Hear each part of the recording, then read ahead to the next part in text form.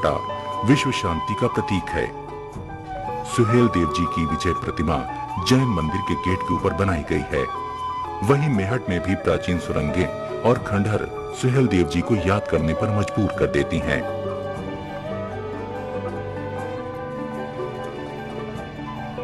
बहराइच से 8 किलोमीटर की दूरी पर सुहेल नगर बसा है।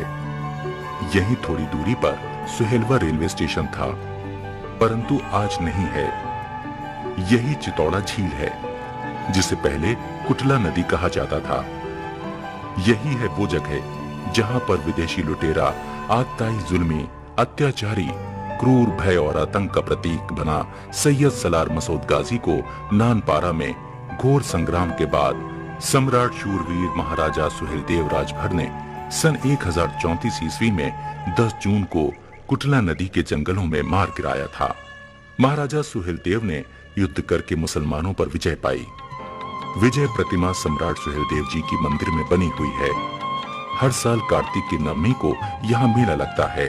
झील में स्नान करके लोग मंदिर की परिक्रमा करते हैं और मनोवांछित फल को प्राप्त करते हैं तथा अनेक रोगों से छुटकारा पाते हैं।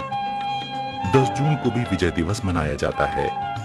आज भी सम्राट शूरवीर सुहेलदेव राजभर के नाम से 650 एकड़ जमीन है, जिसका लाभ यादवेंद्र विक्रम सिंह समिति गठित करके उठाते हैं। जिन जातियों ने अपने पूर्वजों, इतिहासों और धरोहरों को नहीं पहचाना, उनका विकास असंभव है। ये सारी संपत्ति राजभरों की है, परंतु कभी आपने अपना इतिहास ढूंढने की कोशिश की? नहीं की। यदि पहले से ही आप अपने पूर्वजों की अमानत को खोजते, तो आज हर जिले में आपकी अपनी संपत्ति होती।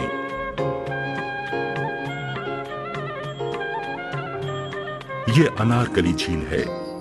यहाँ पर सैयद सलार मसूद गाजी मछली का शिकार करने आते थे।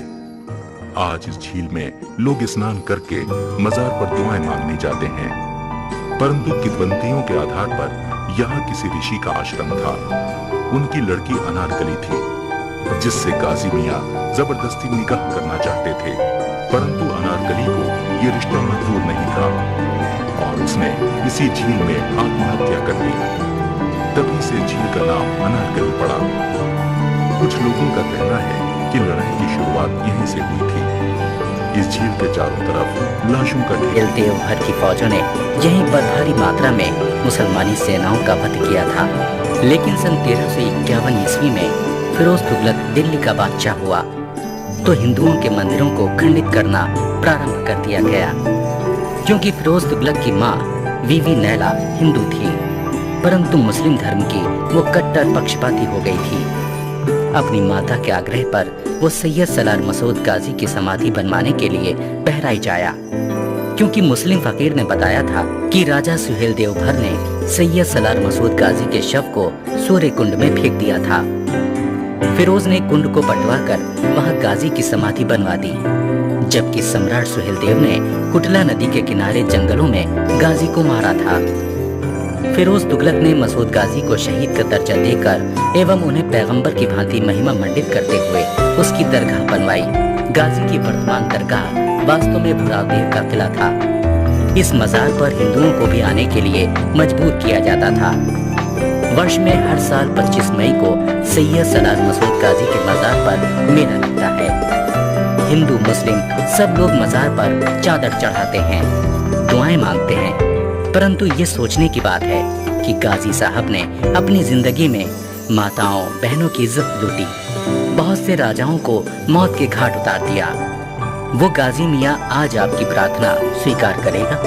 वो कैसे रोग और भय से मुक्त करेगा? जिस शख्स ने हजारों लाखों जाने ली, उसकी आत्मा आपको मौत के मुंह से कैसे बचा सकती है? लखनऊ से उत्तर की ओर केवल 16 किलोमीटर की दूरी पर ये कुर्सी का किला है।